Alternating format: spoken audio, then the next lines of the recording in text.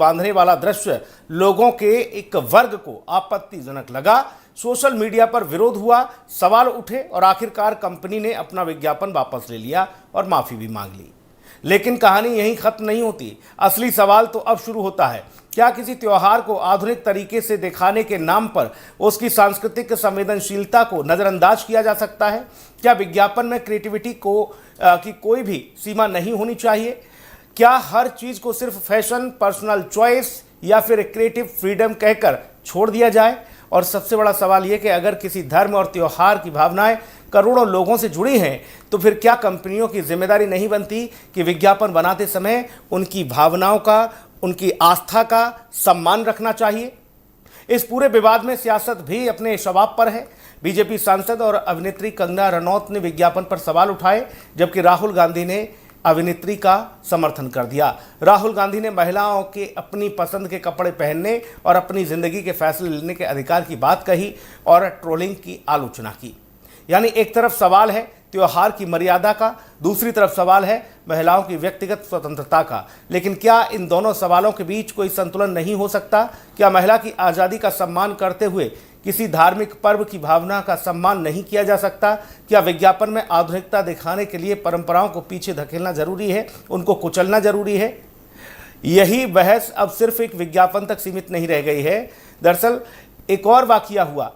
अभिनेत्री उर्वशी रौतेला ने तिरंगा प्रेरित गाउन का जो विवाद है वो भी सामने आ गया। मिस यूनिवर्स इंडिया 2026 के कार्यक्रम में उर्वशी ने केसरिया, सफ़ेद और हरे रंग और अशोक चक्र से प्रेरित डिजाइन वाला गाउन पहना। सोशल मीडिया पर एक वर्ग ने इसे राष्ट्रीय ध्वज के सम्मान से जोड़कर सवाल उठाए।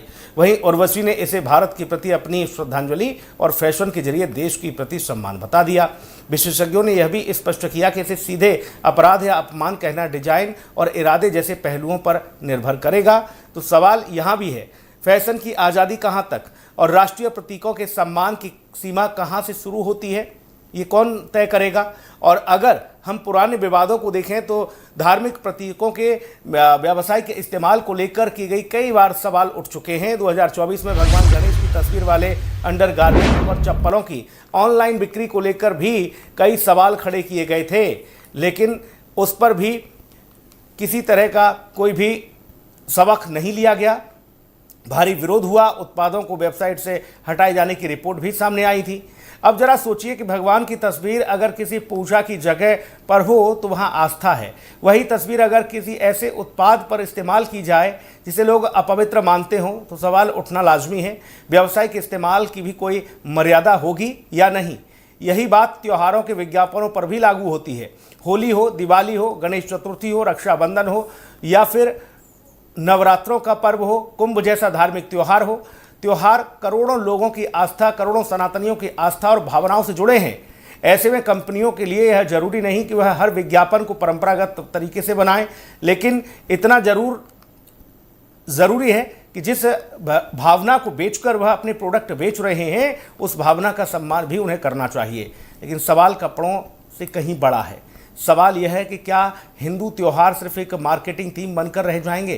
क्या राखी सिर्फ ज्वेलरी बेचने का मौका है? क्या दिवाली सिर्फ सेल और डिस्काउंट का त्यौहार है? क्या गणेश चतुर्थी सिर्फ ब्रांड कैंपेन का बैकग्राउंड है?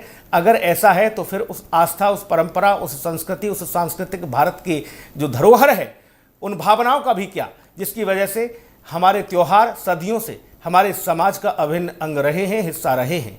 और यहाँ एक सवाल यह भी जरूरी हो जाता है कि क्या हर विवाद को तुरंत हिंदू विरोध कहना भी सही है?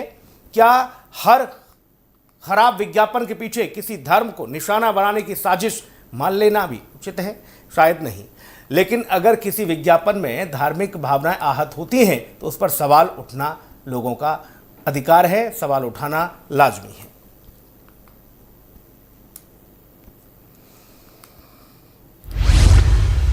असल जरूरत है संवेदनशीलता की, न कि संवेदनहीनता की।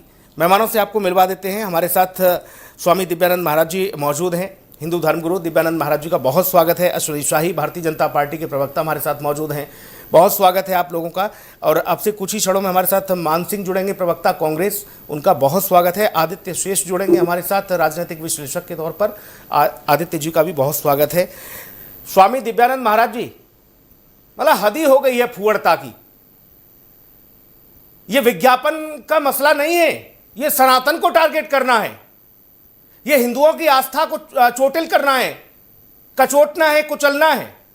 कभी चप्पलों पर, अंडरगारमेंट पर भगवान शिव की, भगवान गणेश की चित्र छाप देते हैं, टॉयलेट सीट के कवरों पर भगवान के चित्र छाप देते हैं। कभी रक्षाबंधन जैसे पर्व त्योहार जब आते हैं तो छोटे कपड़े, ऐसे दृश्य, ये इनसे विज्ञापन सजोए जाते हैं। इतना ही नहीं, अब राखी कुत्ते को बांधी जा रही है और तिरंगा लपेटकर एक अभिनेत्री फैशन डिजाइनिंग कर रही है और बता रही है कि ये मैं भारत का मान ऊपर कर रही हूं, सम्मान ऊंचा कर रही हूं। क्या किसी अन्य धर्म के त्योहारों के पर्व पर इस तरह के विज्ञापन, इस तरह की ब्रांडिंग कोई कर सकता है क्या महाराज जी?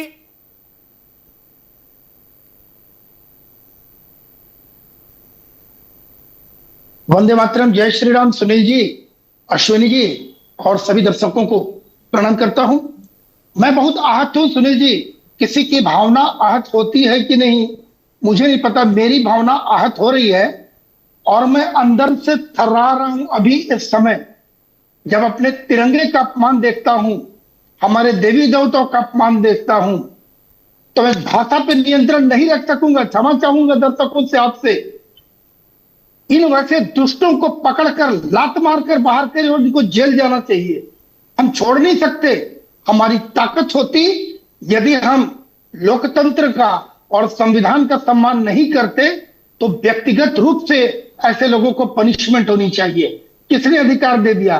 तुम कुत्ते को बांधो, बिल्ली को बांधो, अपने बाप बना लो, हमें कोई अतिशयोक्ति नहीं, किंतु हमारे त्योहारों को मजाक कैसे बना लोगी? हमारे तिरंगे का अपमान कैसे कर लोगी? अगर ये है तो अगर इसका मार्केटिंग स्टंट अगर इनको समझ में आता तो मैं इन्हें आइडिया दे रहा हूं सुनील जी, ये अपनी तस्वीर खिंचाकर चप्पलों में लगाएं, अंडरगारमेंट्स में लगाएं, कमोड में लगाएं, अपने बाप की फोटो लगा लें तो इन्हें और पॉपुलैरिटी मिलेगी। हो सकता है मेरी भाषा आज थोड़ी अमर्यादित हो, किंतु रोक नहीं पा रहा हूं। इससे ज्यादा मैं कर क्या सकता हूं? क्योंकि हम सर तन से जुदा कर नहीं सकते। इन दुष्टों को संबंध इस प्रकार से इनको ये पनिशमेंट देना, मैं सरकार से भी आपके माध्यम से हाथ जोड़ के करबद्ध प्रार्थना करूंगा कि हमारे अस्तित्व की रक्षा की जाए, चूंकि सजा देने का अधिकार हमारा नहीं है। एक बात और बोलूंगा, राहुल गांधी जी अगर समर्थन करते हैं तो नहीं हिंदुत्व का स्पेलिंग पता है क्या? हिंदुत्व को समझते हैं, हिंदुत्व की मर्यादा को समझते हैं, हिंदुत्व की उसकी मान को समझते हैं। पूरे विश्व में अगर भारत का सम्मान है, हमारे धर्म, हमारे आध्यात्मिकता के कारण है। हमारे आध्यात्मिकता को चोट लगे और यहाँ का एक बड़ा तथाकथित बड़ा नेता यदि समर्थन देता है, मैं तो इस मॉडल अभिनेत्री के साथ साथ राहुल गांधी को मैं पूछना चाहूंगा कि आपको कुछ पता है क्या कि रक्षाबंधन क्यों मनाया जाता है? इसकी महत्ता क्या है?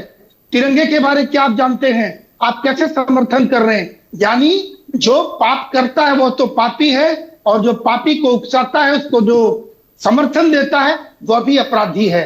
यहां से भी इनके लिए भी है। तो पहले तो राहुल गांधी जी को पब्लिकली क्षमा मांगनी चाहिए। यदि हिंदुत्व समाज का वो क्या है नहीं पता, किंतु हिंदुओं की आस्था को चोट लगती है तो राहुल गांधी जी को क्षमा मांगनी चाहिए सार्वजनिक रूप से कम हिंदू समाज से, और इस अभिनेत्री को जेल भेजे जाने की व्यवस्था मैं आपसे प्रार्थना करूंगा कि आपके माध्यम से सरकार तक पहुंच के इसे जेल होनी चाहिए। जी अश्विनी शाही जी, हिंदू के जैसे ही त्योहार आते हैं, पर्व आते हैं, उसी समय ये लोग बाहर निकल आते हैं और ऐसे ऐसे विज्ञापन, ऐसी ऐसी तस्वीरें, ऐसे ऐसे एडवर्टाइजमेंट करते हैं जिससे स्वामी दिव्यानंद महाराज जी, आप सब लोग, हम सब लोगों की भावनाएं आहत हों। आप सरकार में हैं हुजूर, हर जगह आपकी डबल इंजन की सरकार है, 22 राज्यों से लेकर और केंद्र तक।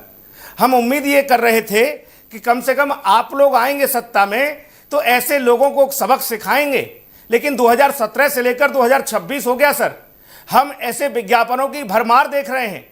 ये तस्वीरें आप देख पा रहे हैं जहां अंडरगारमेंट पर सिद्धि विनायक की तस्वीर लगाई है, चप्पलों पर लगाई जाए, महाकुंभ को हमारे को ये बता दिया जाए, जो आस्था का सबसे बड़ा समागम है, उसे ये बता दिया जाए कि महाकुंभ में हिंदुओं के बेटे अपने बुजुर्ग माँ बापों को छोड़ने जाते हैं।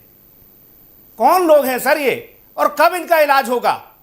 कुत्ते को राखी बांध के क्या दर्शा रहे हैं ये लोग?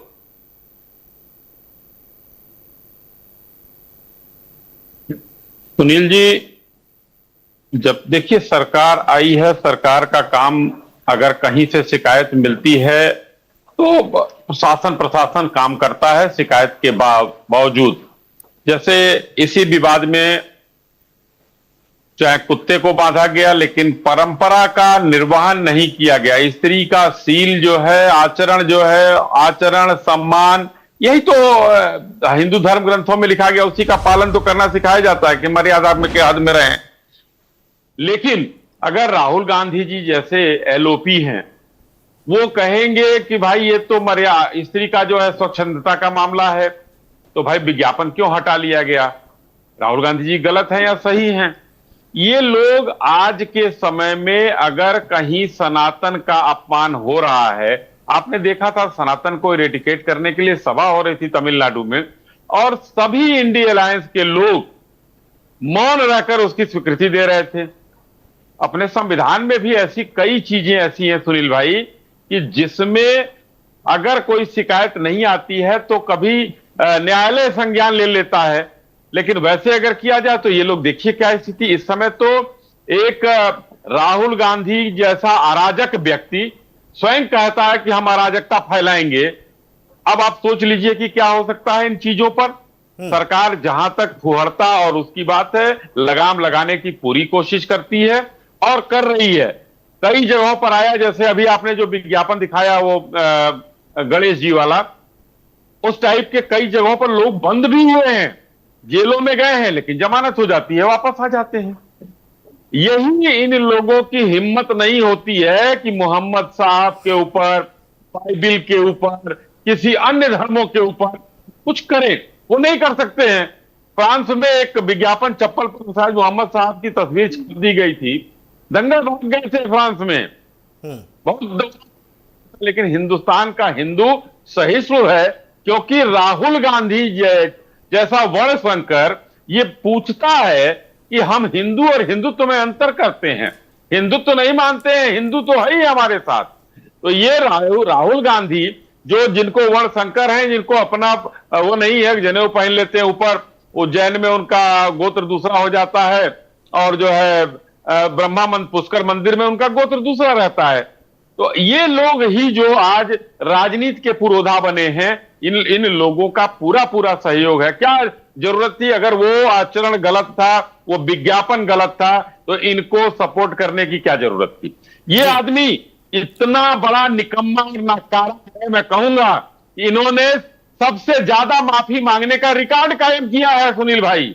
लिखित माफी सुप्रीम कोर्ट में कुछ भी बोल जाते हैं और लिखित माफी मांग लेते हैं। अभी शिवराज सिंह चौहान जी के लड़के के से माफी मांगा है कोर्ट में, राफेल पर माफी मांगा, चौकीदार चोर है का माफी मांगा। ये हर जगह माफीनामा देते हुए चले आते हैं।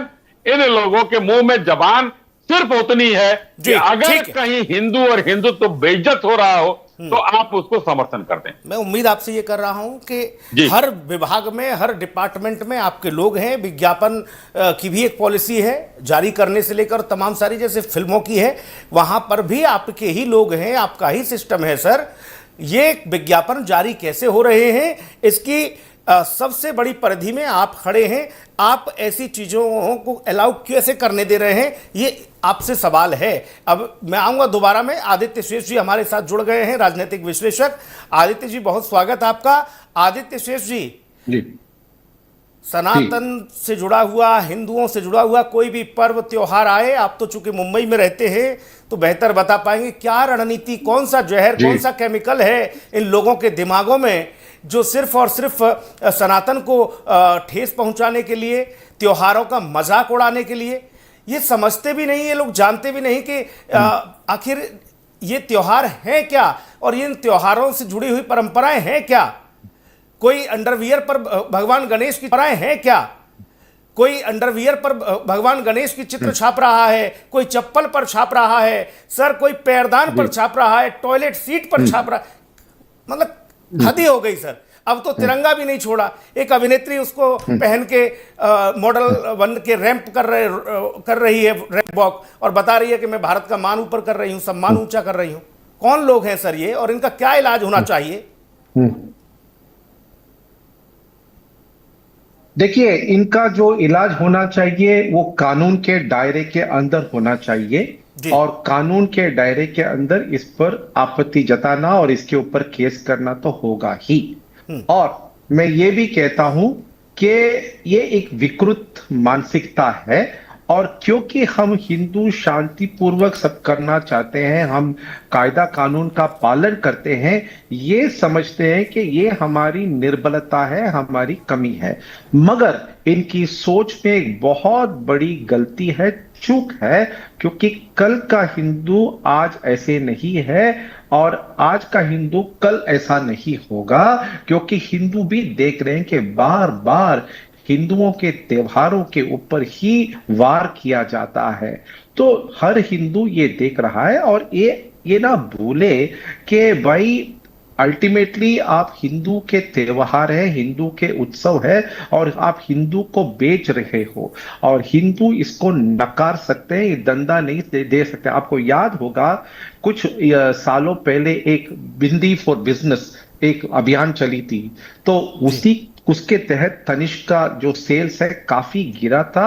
ये इस बार भी होगा, पर समस्या ये नहीं है कि क्या ये हिंदू का समर्थन चाहते हैं कि नहीं, क्योंकि ये हिंदू का समर्थन नहीं चाहते हैं, इनको सिर्फ तुष्टीकरण में अपना रोटी चलानी है। और हम यहाँ ऐसे हैं कि हम समीकरण में अपना समय निवेश कर रहे हैं, तो हमें इससे और ज्ञान लेना चाहिए कि भाई हिंदू एकजुट होकर एक ही आवाज में, एक ही वाणी में इसके विरोध कैसे करे, और हर स्थल हर पटल में हमें इसका विरोध करना चाहिए। क्योंकि एक तो आप हिंदू से दंदा मांग रहे हो, दूसरा आप हिंदू के आस्था पर आज उठा रहे हो, और तीसरा आप तुष्टीकरण कर रहे हो। इसीलिए मैं मानता हूं कि आप इसको फौरन, उन्होंने विड्रॉ तो कर दिया है, मगर इसके ऊपर डिफेमेशन केसेस भी होगा। मगर उससे सबसे जो बेहतरीन जो आपत्ति जताई जा सकती है, जो प्रदर्शन हो सकता है, ऐसे जो संस्था हैं, जो गीजा जो भी ज्वेलरी है, उनका एक भी जेवर आप ना खरीदे। अगर गांधी जी ने नॉन कोऑपरेशन मूवमेंट किया था, स्वदेशी के समय पे उन्होंने जो इंग्लैंड से जो कपड़े आए थे उसको उन्होंने बहिष्कार कर दिया, तो हम हिंदू एकजुट होकर इनका एक भी ऐसा वस्तु खरीदना नहीं चाहिए। और मैं आपको बताता हूं, अगर हम एकजुट रहे तो 5 दिन में ये कंपनी बंद हो जाएगी, क्योंकि इस देश में कर का भुगतान करने वाला। लेकिन विडंबना तो देखिए ना सर, विडंबना तो देखिए ना, अपने आप को दत्तात्रेय ब्राह्मण बताने वाले लोग समर्थन में खड़े हो जाते हैं सर, जो कोर्ट के ऊपर जनेऊ पहनते हैं, वो बताते हैं कि हम ही सबसे बड़े सहिष्णु हैं, और ऐसे में तो अभिव्यक्ति की आजादी है। वो कहते हैं छोटे कपड़े पहनकर कोई राखी बांधे, कोई कुछ भी करे, किसी को क्या मतलब, वो लोग समर्थन करते हैं। नहीं, देखिए ना, ये इनका दोगलापन आज सब जानते हैं। आज का जो नागरिक है, आज का जो हिंदू है, सब कुछ जानता है। आप देखते रहिएगा, ये अगर हमने इसके ऊपर दबाव बना के रखा, अगर हम सभी लोगों ने इसके ऊपर एक एक वीडियो बनाए, अपने आपत्ति जता रहे, इस ब्रांड का जो सेल्स है वो गिरेगा। उसके बाद ये कभी ऐसा नहीं करेगा। इसका दंड कोर्ट में तो होगा ही, इसका दंड प्रदर्शन में होगा ही, मगर इसका सही दंड जो होगा कि आप इनसे कुछ ना खरीदे, ताकि आगे जाकर कोई भी ऐसा कारोबार ये ऐसा साहस न दिखाए, ऐसा दुस्साहस न दिखाए। यही इसके लिए सही दंड है। ठीक है महाराज जी, इस तरह की स्थिति परिस्थिति हम बाकी चीजों में नहीं देख पाते। बाकी सनातन के अलावा और भी तमाम धर्म मजहब हैं, पंथ हैं। कभी आपने देखा कि छोटे कपड़े पहनकर कोई गुरुद्वारे चला जाए? इस तरह के कपड़े पहनकर प्रकाश पर्व पर कोई ऐसा एडवर्टाइजमेंट निकाल दे कि ये खरीदना है, ये मोमबत्ती जलानी है, ये अरदास करनी है, इस तरह के कपड़ों में क्या होगा इन लोगों का? कोई ईद पर कर सकता है, ईद पर बना सकता है इस तरह का एडवर्टाइजमेंट? यहां हम देख रहे हैं कि स्कूल में तालीम लेनी है, शिक्षा लेनी है तो बुर्का पहन के लेनी है।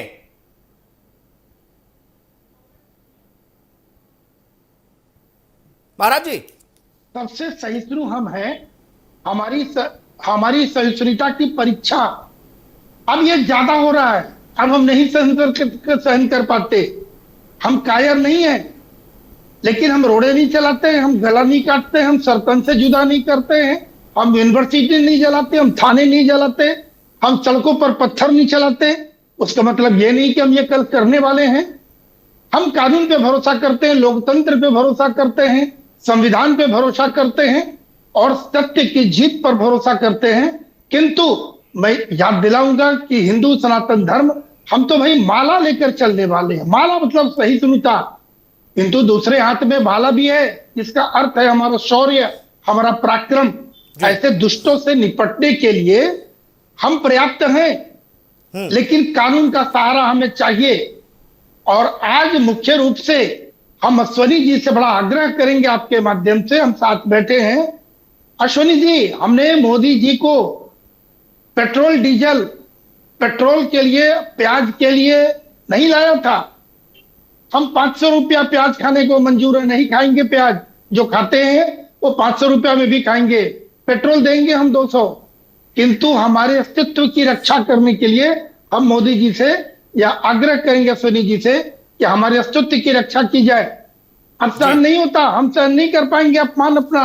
नहीं तिरंगों को हम अपमान सह पाएंगे, न अपने देवी देवताओं को हम अपना अपमान सह पाएंगे। इससे ज्यादा नहीं होता है। तो हम चाहेंगे कि आपके माध्यम से मोदी जी तक हम संदेश पहुंचाना चाहते हैं, याद दिलाना चाहते हैं। 12-14 साल हो गए आदरणीय मोदी जी हमारे पूरे विश्व के प्रधानमंत्री, ये सम्मानित प्रधानमंत्री हैं। हमने इन्हें इसलिए लाया था कि हमारे अस्तित्व की रक्षा होगी। हमारे लिए कोई कानून बने कि किसी की हिम्मत न हो कि वो आंख उठाए हमारे सनातन के ऊपर। इस प्रकार की हम आपसे आग्रह भी करेंगे आज के शो में। जी सुनील जी, अश्विनी शाही जी, अभी हाल ही में हमने एक और बवाल देखा था। एक चश्मा बेचने वाली कंपनी ने अपने एम्प्लॉइयों को, अपने कर्मचारियों को कह दिया कि हाथ में कलावा नहीं चलेगा। अब बताओ, मतलब भारत में रहोगे, यहां भारत में सनातनियों को, हिंदुओं को 80% 150 करोड़ की आबादी वाले देश में अपना व्यापार करोगे और कहोगे कि कलावा नहीं पहनना है कर्मचारियों को। फिर कलावा पहनने वालों को बेच काहे रहे हो? ऐसे लोगों का इलाज हुआ। महाराज जी जैसे लोग निकले सड़कों पर तो सबको कलावा बांधा महाराज जी ने जाकर। मैं आपसे वही आग्रह कर रहा हूं, मैं आपसे ये समझना चाह रहा हूं सर, ये इन लोगों का मनोबल इस तरह कैसे बढ़ रहा है? और कुछ ज्यादा ही हो रहा है सर। 2017 से और अब तक का मैं हिस्ट्री बता रहा हूं, हर तीज त्योहार पर कुछ ना कुछ फुहड़ता ले आते हैं ये लोग।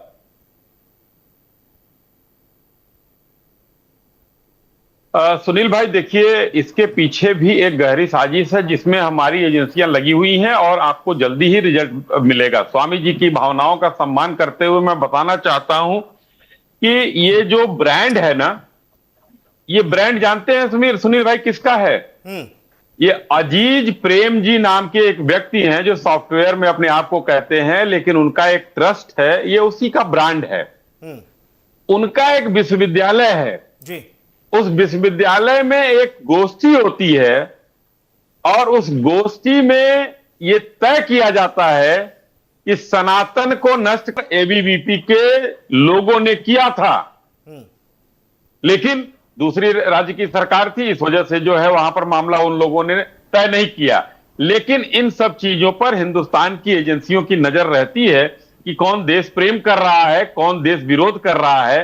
तो सनातन विरोध करने का ये सोची समझी साजिश है जी। और यहां पर ये मत मांग नहीं है, आप हमसे एक कदम नहीं 10 कदम ऊपर है तो राष्ट्र की रक्षा के लिए। सोते समय तक कम से कम देश और अपने धर्म की रक्षा के बारे में सोचते हैं, लेकिन ये जो हैं ये लोग नहीं सोचते हैं। एक यहां पर कहीं भी हमारे अभी देखिए मुहर्रम में कपड़े पहनने का एक अदब है, ईद में कपड़े पहनने का अदब है, वो नंस जो है बाइबल पढ़ती है और उनका एक कपड़े पहनने का एक अदब है। लेकिन हिंदुस्तान में सनातन को ही क्यों डिफेम किया जाता है, ये साजिश है। लेकिन सुनील भाई, मैं ये कहना चाहता हूं कि देखिए, सरकारें कई तरह से अपने संवैधानिक रूप से बंधे रहने के कारण थोड़ी सी कानून और कायदे में मजबूर भी होती हैं। आदि का हवाला देकर ये सनातन पर प्रहार, ये सनातन पर कुठाराघात, ये करोड़ों सनातनियों की आस्था को कुचलना, ये कब तक सहा जाएगा? अभिव्यक्ति की आजादी सिर्फ सनातन को बदनाम करने और फुहरता परोसने के लिए है क्या? सनातन पर ही प्रहार करने के लिए है क्या? अभिव्यक्ति की आजादी दूसरे बाकी लोगों के धार्मिक क्रियाकलापों पर नहीं होती? मैं वही बात कह रहा हूं सुनील जी कि अभिव्यक्ति की आजादी तक तो ठीक है, लेकिन अभिव्यक्ति की स्वच्छंदता नहीं है हमारे संविधान में। इसीलिए अब सोसाइटी के लोग आगे आ रहे हैं और कई राज्यों में इन लोगों के ऊपर मुकदमे ऐसे कृत्यों पर किए जा रहे हैं और उस पर कार्रवाई भी हो रही है। तो ये सोसाइटी जो अभी हमारे मुंबई के जो गेस्ट हैं उन्होंने अभी किया, उन्होंने कहा कि सोसाइटी के लोग, अब धीरे धीरे चीजें हमारी अवेयरनेस बढ़ रही है, अब सोसाइटी के लोग आ रहे हैं। भी हिंदुस्तान में हिंदुओं को कई भागों में बांटा गया है, आपने देखा ही है कि हिंदू है तो वो धोबी है, वो जुलाहा, क्या नाम है, वो ठाकुर है, वो ब्राह्मण है, वो भी है, वो जुलाहा, क्या नाम है, वो ठाकुर है, वो ब्राह्मण है, वो ऐसे हैं, वैसे हैं, वो ऐसे हैं, कहते हैं लोग। मुसलमान और ईसाई को कई भागों में वैसे हैं कहते हैं लोग। मुसलमान और ईसाई को कई भागों में नहीं बांटते हैं। तो ये तो सोची समझी साजिश है ही है, उसमें हम लोग हैं। तो ये तो सोची समझी साजिश है ही है, उसमें हम लोगों को निपटना है। लेकिन सोसाइटी आ रही है, कहीं कहीं पर थानों में अगर एप्लीकेशन पड़ता है तो लोग गिरफ्तार भी होते हैं, माफी भी मांगते हैं, सजा पता नहीं अब क्या प्रावधान है, मुझे नहीं पता कि इस पर कितना क्या है, लेकिन कानूनी तौर पर उनको दंडित भी किया जाता है। जी, सामाजिक कार्य में संलिप्त लोग, राजनेता, नेता, अभिनेता, या यूं कह लें कि भारत माता के लिए अपनी जान कुर्बान करने वाले अमर शहीदों के ऊपर तिरंगा बिछाया जाता है, लगाया जाता है सम्मान के तौर पर।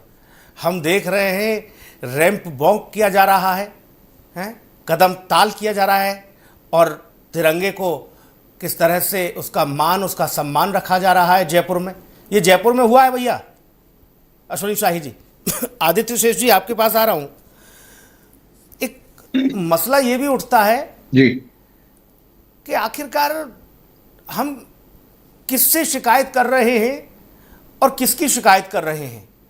इन लोगों को भी तो देखो, कृति सेनन मुसलमान तो नहीं, वो भी राजी, उर्वशी रौतेला मुसलमान, क्या ऐसे प्रोफेशनल्स को देखोगे या ऐसे जो क्षेत्र भाई में नाम काम ठीक करते करिए हैं, अश्विनी शाही जी, वो तो कहेंगे कि भाई ये मेरा काम। जी मैं बोलूं? जी बोलिए आदित्य सर।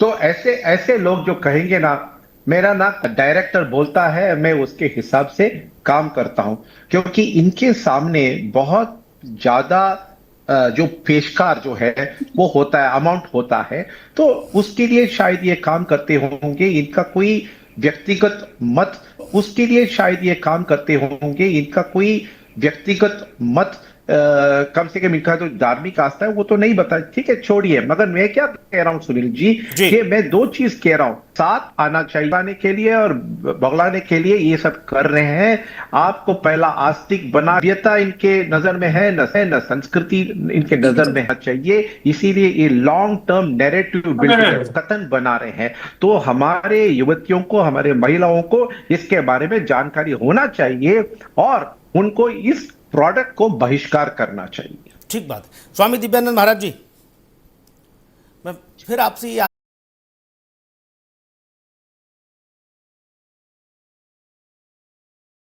फ्लैग एक्ट है, फ्लैग एक्ट के तहत इसके खिलाफ तो मुकदमा होना चाहिए, इसके खिलाफ तो मुकदमा होना चाहिए। फ्लैग एक्ट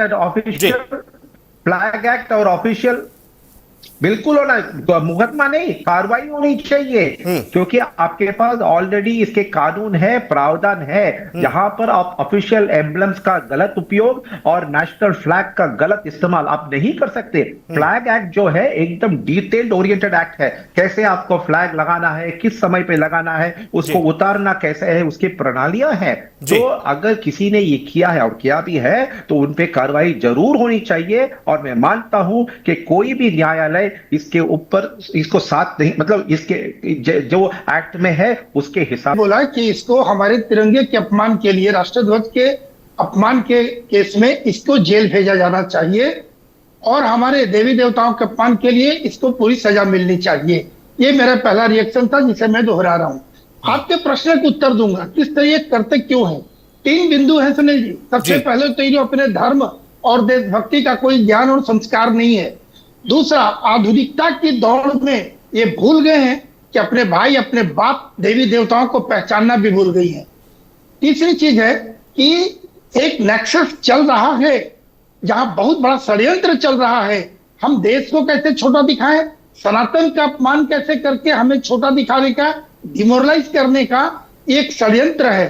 तो उन कुत्तों को मैं बताना चाहूं कि सनातन और हिंदू कभी डिमोरलाइज नहीं होगा।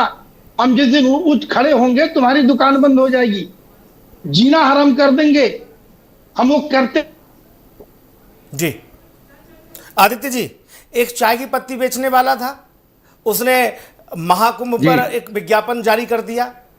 विज्ञापन बनाया, लेकिन उसने अपनी टैगलाइन रख दी कि कुंभ में लोग अपने बूढ़े माँ बाप को छोड़ आते हैं। लो इसको क्या इलाज है? एक तो चाय की पत्ती ठीक है, तुम चाय बेच रहे हो, जो भी तुमने विज्ञापन निकाला, लेकिन उसकी लाइन क्या दी है? ये इस मानसिकता पर सवाल है सर।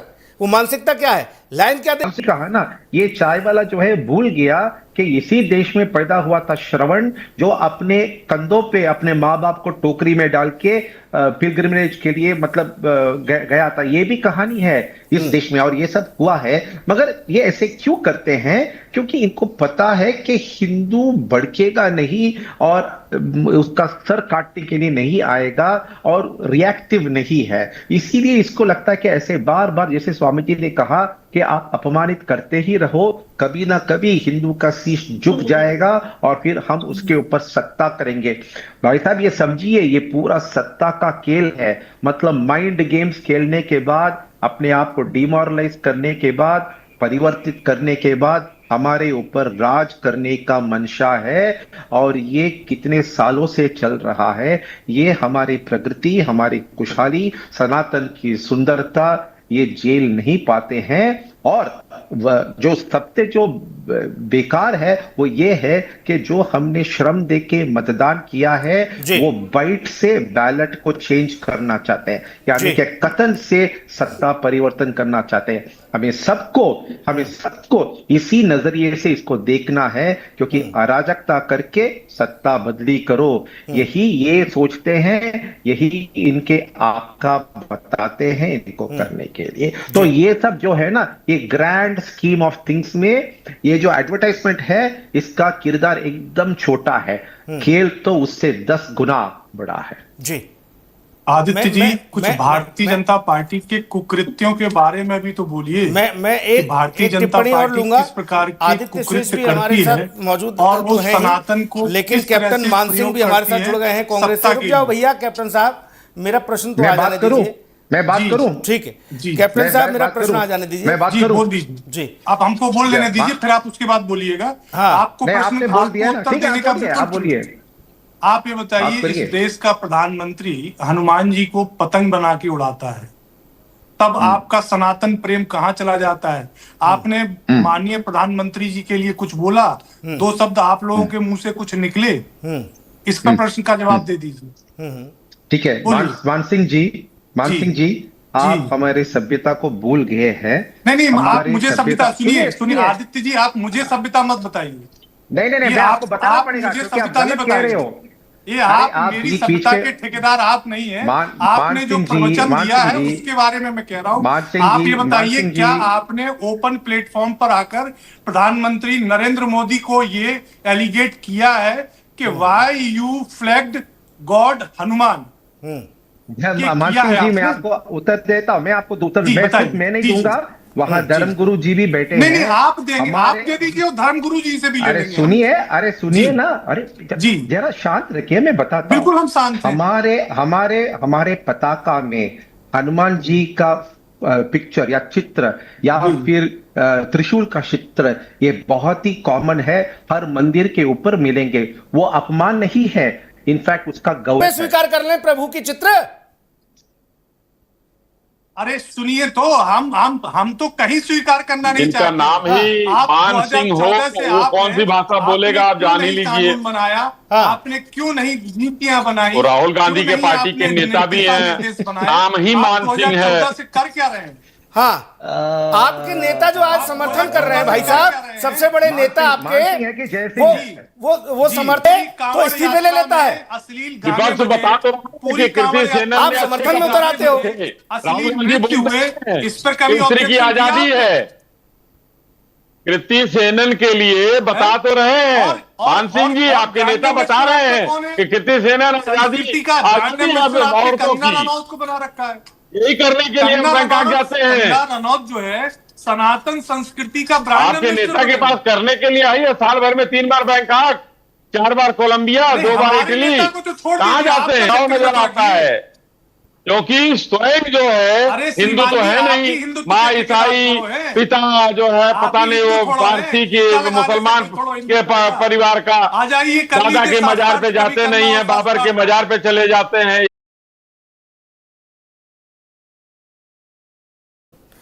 महाराज जी, हमने किसी देश में ऐसा नहीं देखा कि वहां पर कोई भी राजनीतिक दल अलग अलग विचारधारा ऐसी रखता हो जो अपने देश के ही विरुद्ध हो, जो वहां के करोड़ों लोग, जो सबसे बड़ी पॉपुलेशन हो, उनकी आबादी हो, उसके खिलाफ जाकर बोलें।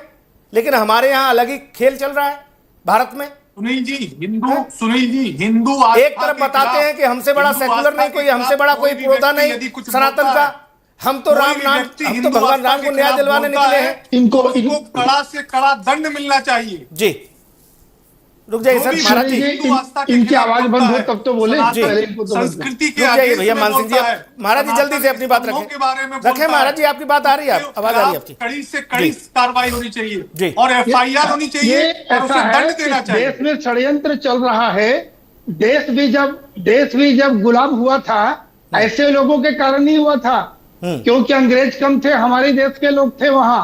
और आज आश्चर्य लग रहा है, आप लोगों का कोई योगदान नहीं है भारतीय सेना में, आंदोलन में भारतीय सेना को सैल्यूट करते हुए पहले भारतीय जनता पार्टी का और राष्ट्रीय स्वयंसेवक संघ का, और उससे प्रायोजित और उसके अनुसार 5 मिनट कोई रोल नहीं है। भैया रुक जाइए, मान सिंह जी रुक जाइए प्लीज, रुक जाइए। मैं आप ही के पास आऊंगा, मान सिंह जी आप ही के पास आऊंगा, रुक जाइए। आप बहुत देर में जुड़े हैं, जानबूझकर या जैसे भी तकनीकी कमी के चलते, लेकिन रुक जाइए प्लीज अभी सर। इनको सबसे पहला भारतीय सेना को सैल्यूट करते, बीच में बोलने का कोई डिसिप्लिन नहीं है। जी प्लीज रुक जाइए सर, अपनी बारी पर बोलिए। अपने शब्द जो है मेरी जुबान में मत डालिए। कैसे सहन हो रहा है? आप अपने शब्द मेरी जुबान में मत डालिए। मेरा तो खून खोल नहीं, आपका खून खोल रहा है, पहले आप आपने काफी बोला। वही वो रिटायर हो गए, अब आपका खून नहीं खोल रहा। मैं रिटायर हो गया हूं, तो आप सुन लीजिए, उसके बाद कहिएगा। रिटायर हो गए इसलिए खून नहीं खोलता उनका। व्यक्तिगत और पार्टी के दोनों आधार पर सनातन संस्कृति के स्तंभों, सनातन संस्कृति के संस्कारों के खिलाफ जो भी व्यक्ति दुष्प्रचार करता है या किसी प्रकार के चिन्हों का प्रयोग करता है या किसी जिसके नाम में मान सिंह है, वो कहाँ रहेगा? इतिहास गवाह है, FIR करनी, इतिहास गवाह। जिसने भी तिरंगे झंडे मीर जाफर मान सिंह को तुरंत अपने बच्चों का नाम ये बताइए। धकेलने की जो लोग कोशिश कर रहे हैं, ऐसे ही लोग हैं। ऐसे लोगों को चिन्हित करके रखना चाहिए। इतनी लंबी भाषण दे दिए 5 मिनट, एक बार भी अपने प्रश्न को उत्तर दिया क्या इन्होंने? वो नहीं दिया, जबरदस्ती प्रधान। अरे देश की इतनी सुंदरता, इतनी हिम्मत की प्रधानमंत्री के ऊपर एक छोटा सा व्यक्ति, अदना व्यक्ति आके लगा देता है लांछन। यही जी। तो देश की सुंदरता है और यही तो हमारे देश की विशेषता है। कोई भी व्यक्ति प्रधानमंत्री को बोल दे, साला गली का आदमी जिसको पूछता नहीं है, प्रधानमंत्री के ऊपर प्रश्न कर दे। प्रधानमंत्री की भी मर्यादा नहीं।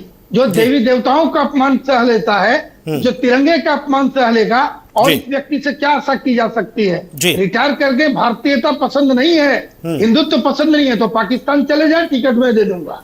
ठीक, यही एक विडंबना है।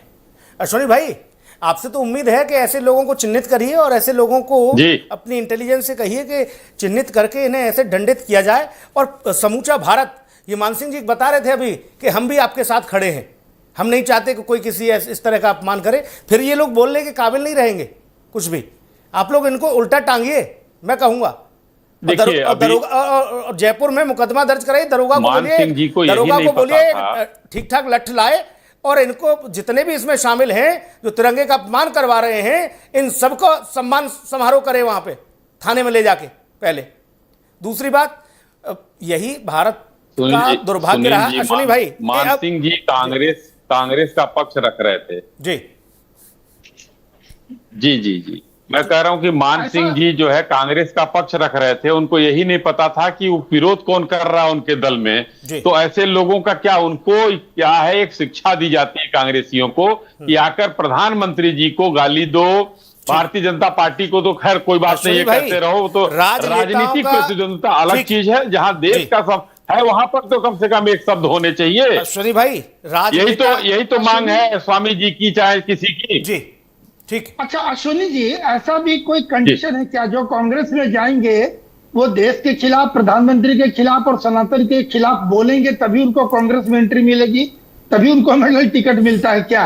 ये तो मुझे समझ में नहीं आता है कि वो स्वामी जी जो घर का मुखिया जैसा रहेगा वैसे ही घर के अन्य लोगों का भी आचरण रहेगा। ठीक है, ये अधिकतर देखा गया है। जी, तब तो ये देशभक्ति ठीक है महाराज जी, ठीक है महाराज जी, ठीक है महाराज जी, ठीक है ठीक है, और ये भी चलेगा जी।